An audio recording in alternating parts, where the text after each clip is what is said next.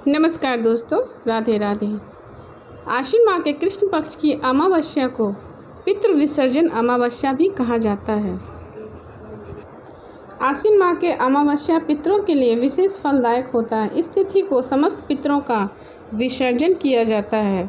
इस साल 2024 में अमावस्या तिथि 1 अक्टूबर रात 9:39 से शुरू होगी और 2 अक्टूबर रात 12:18 तक रहेगी। वहीं उदया तिथि के अनुसार 2 अक्टूबर 2024 को सर्वपितृ अमावस्या की मान्य होगी।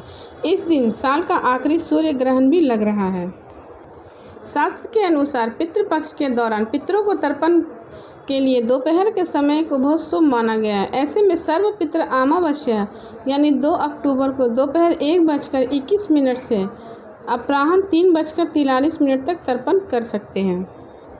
सर्वपितृ अमावस्या ये अमावस्या पितरों के तर्पण की आखिरी तिथि होती है। अगर कोई श्राद्ध की तिथि किसी कारण से न कर पाया हो या फिर श्राद्ध की तिथि मालूम ना हो तो सर्वपितृ अमावस्या पर श्राद्ध किया जा सकता है। अब सुनिए सर्वपितृ अमावस्या की कथा। देवताओं के पितृगण अग्निवाद जो सोमपत लोक में निवास करते हैं, उनकी मानसी कन्या अछोदा नामक की एक नदी के रूप में अवस्थित हुई। मत्स्य पुराण के अनुच्छेद सरोवर और अछोदा नदी का जिक्र मिलता है।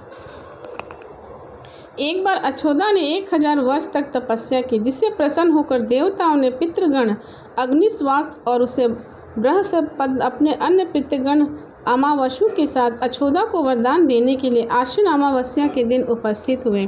उन्होंने अछोदा से कहा, हे पुत्री, हम सभी तुम्हारी तपस्या से अति प्रसन्न हैं, इसलिए जो चाहो वर मांग लो। लेकिन अछोदा ने अपने पितरों की तरफ ध्यान नहीं दिया और वह अति तेजस्वी पितृ अमावस्यु को अपलक निहारती रही।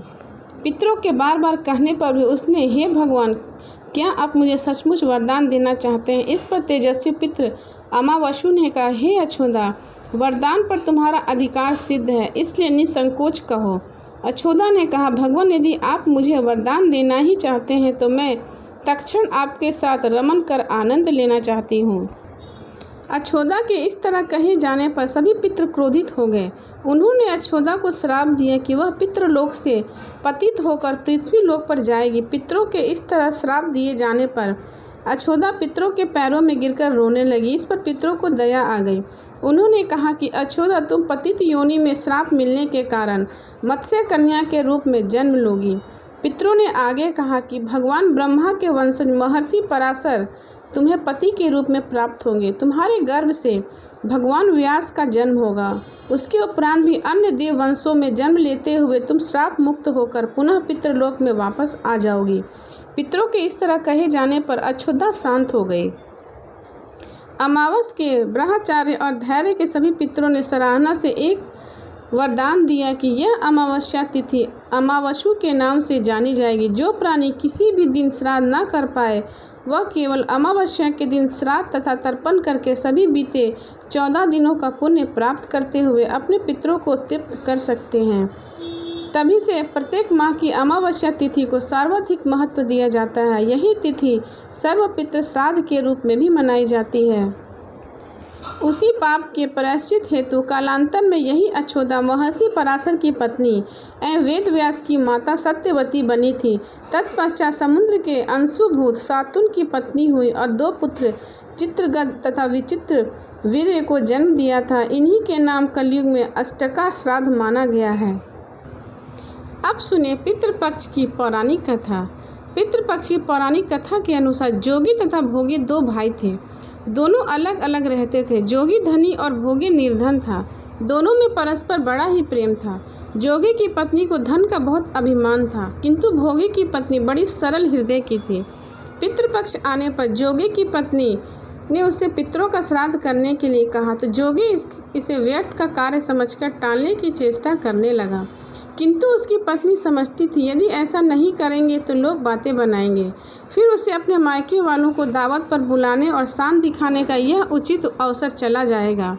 अंत वह बोली, आप शायद मेरी परेशानी की वजह से ऐसा कह रहे हैं, किंतु इसमें कोई परेशानी नहीं होगी। मैं भोगे की पत्नी को बुला लूँगी और दोनों मिलकर सारा काम कर लेंगे। फिर उसने जोगे को अपने पीहर न्योता देने के लिए भेज दिया। दूसरे दिन उसके बुलाने पर भोगे की पत्नी सुबह सवेरे आकर काम में जुट गई। उसने रसोई तैयार की, अनेक पकवान बनाए और सभी काम निपटाकर अपने घर आ गई। आखिर उसे भी तो पितरों का श्राद्ध तर्पण करना था। इस अवसर पर न जोगी की पत्नी ने उसे रोका, न वह रुकी। शीघ्र दोपहर हो गई। पितर भूमि पर उतरे। जोगे भोगे के पितर पहले जोगे के यहाँ गए तो क्या देखते हैं, उसके ससुराल वाले वहाँ भोजन पर जुटे हुए हैं। निराश होकर वो भोगे के यहाँ गए। वहाँ क्या था, मात्र पितरों के नाम पर अगियारी दे दी गई थी। पितरों ने उसकी राख चाटी और भूखे ही नदी तट पर जाकर पहुँचे। थोड़ी देर में सारे पितर इकट्ठे होकर अपने अपने यहाँ के श्राद्धों की बड़ाई करने लगे। जोगे भोगे के पितरों ने भी अपनी आप बीती सुनाई। फिर वह सोचने लगे, अगर भोगे समर्थ होता तो शायद उन्हें भूखा न रहना पड़ता, मगर भोगे के घर में 2 जून की रोटी भी नहीं थी। यही सब सोचकर उन्हें भोगे पर दया आ गई। अचानक वह उठकर नाचने गाने लगे, भोगे के घर धन हो जाए, भोगे के घर धन हो जाए। सांझ होने की हुई। भोगे के बच्चों को कुछ भी खाने को नहीं मिला। उन्होंने माँ से कहा, माँ भूख लगी है। तब माँ ने टालने की गरज से भोगे की पत्नी ने कहा, जाओ आंगन में हौंदी औंधी रखी है, उसे जाकर खोल लो और जो कुछ मिले बिल बांट कर खा लेना। बच्चे वहां पहुंचे तो क्या देखते हैं, हौंदी मोहरे से भरी पड़ी है। वे दौड़े दौड़े माँ के पास पहुंचे और उसे सारी बात बताई। आंगन में आकर भोगे की पत्नी ने यह सब कुछ देखा तो वो हैरान रह गई। इस प्रकार भोगे भी धनी हो गया, मगर धन पाकर वह घमंडी नहीं हुआ। दूसरे साल का पितृपक्ष आया। श्राद्ध के दिनों भोगे की स्त्री ने 56 प्रकार के व्यंजन बनाए। ब्राह्मणों को बुलाकर श्राद्ध किया, भोजन कराया, दक्षिणा दी। जेठ जेठानी को सोने चांदी के बर्तनों में भोजन कराया। इससे पितर बड़े प्रसन्न तथा तृप्त हुए। महाभारत और पद्म पुराण सहित अन्य ग्रंथों में कहा गया है, जो पितृपक्ष में अपने पितरों के नियमित सामर्थ्य के अनुरूप पूरी विधि से श्राद्ध करता है, उसकी इच्छाएं पूरी होती है, घर परिवार में शांति होती है, व्यवसाय तथा आजीविका में उन्नति होती है, साथ ही हर तरह की रुकावटें भी दूर हो जाती हैं।